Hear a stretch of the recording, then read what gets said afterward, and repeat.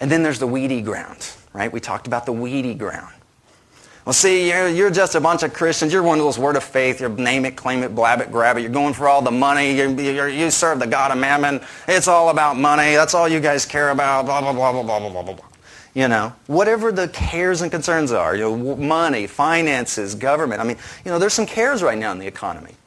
There's some cares out there. And those weeds grow up. And it's because you got your mind on the money. No, it's because there are things that we've been trained around the circumstances of this life. Next slide. Those weeds are like bramble bushes. Now, this is what Texas looks like about right there. I just went out in my backyard and took a few pictures, and there we have it. And so it's just weed and bramble bush, and that stuff just chokes out the word. There's this green plant trying to come up in your heart, but there's these weeds and thorns and thistles. Next slide.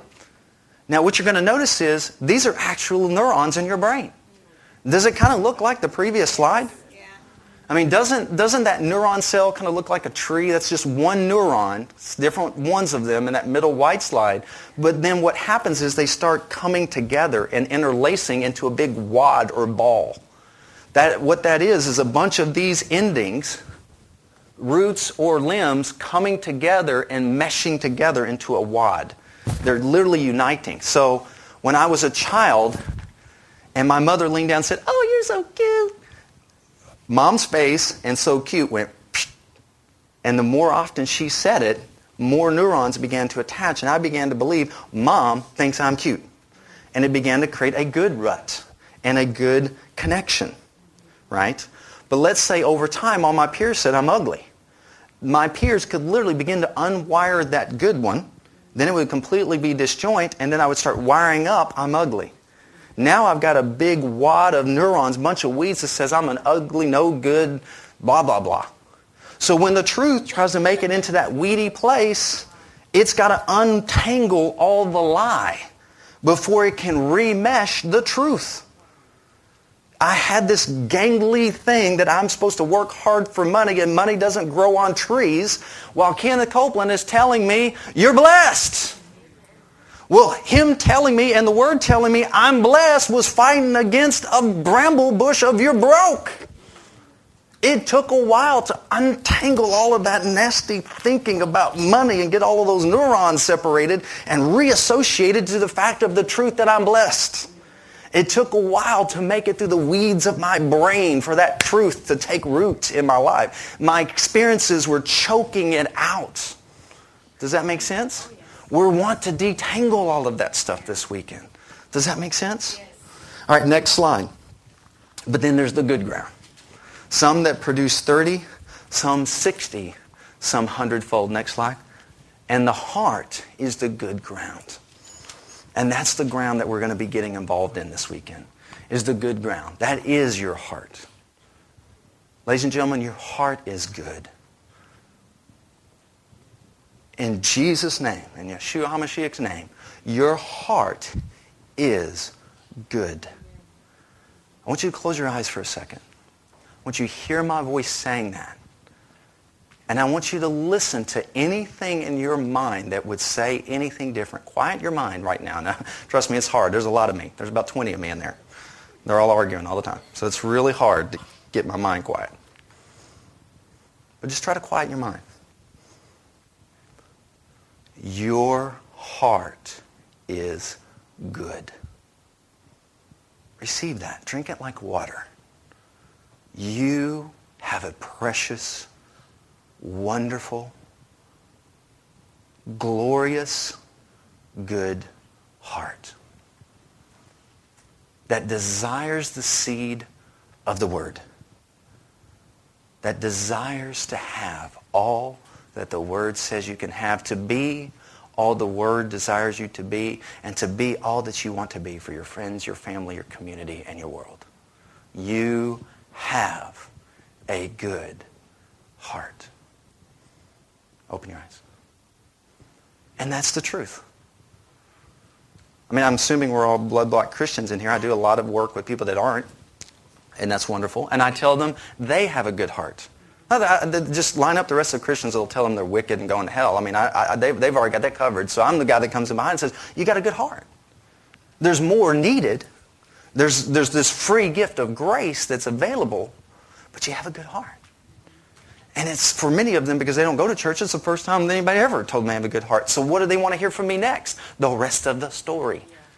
How do I keep it good is their next question. Well, I got an answer for that. His name is Jesus.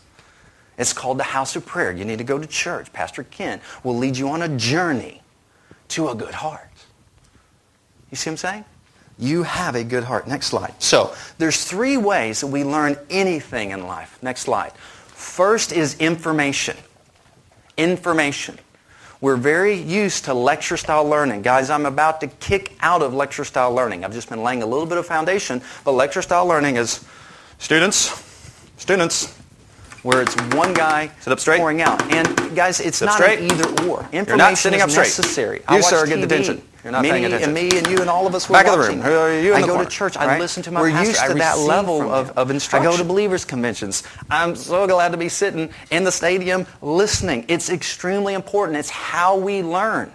But when we're dealing with grooves, information doesn't always ungroove it. Now, it will over time. But I'm not here to start a series that I'm going to come back and preach to you for the next decade. You must be preached to day in and day out. Yourself and others. I was telling Pastor Ken, my daughter is now listening to Kenneth Copeland tapes 2 hours a day. My 12-year-old daughter. She decided to do it on her own. I'm blessed. I'm like, oh, wow, that's in her good heart. She wants to just pour the word in over and over and over again. I'm like, well, Brooke, that's just information. No, don't do that. You must have information. But what we're doing today is going to another level and a mode of learning. The second mode, next slide, is motivation. Now, I'm giving you information. I actually gave you a notebook, so I'm very interested in you getting information. And I'm also very interested in you acting like a child and just being motivated. Woo! Let's go. Come on, come on, come on. Let's run on the chairs. Let's go. Come on. Let's go, guys. Go, go, go, go. You can do it. You got a good heart. Right? And I hope you all run on the chairs. You have my permission. He said I could say what I want to say. So you got my permission. If the chairs are damaged, I'll buy you some new ones. But if you feel like you want to get an old Pentecostal shuffle going and run around the church, go for it. Go for it. Okay? Because this is a motivational seminar. We are going to get going here. Okay? And that's great.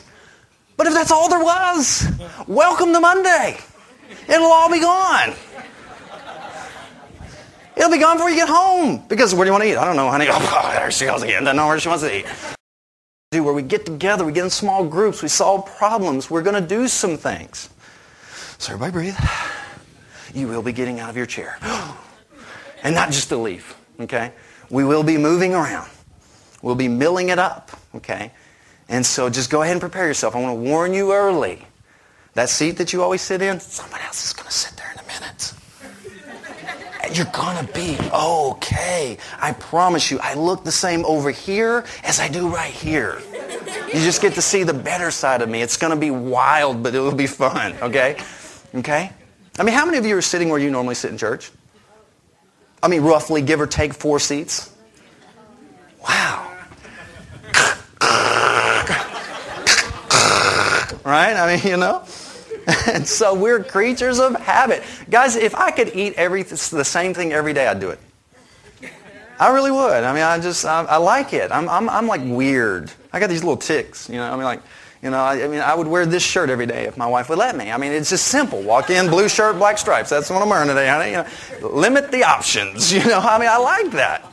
I got other things to think about. So I sit in the same place in church as well. I'm with you. But I promise you, it's going to look the same. You're going to be okay, all right? Just warning you, because I know this is probably the most traumatic part of our experience when we move people out of their normal chairs. And I usually like to build it up a little bit so the anxiety's not there, when we get there. So let's look at the next slide.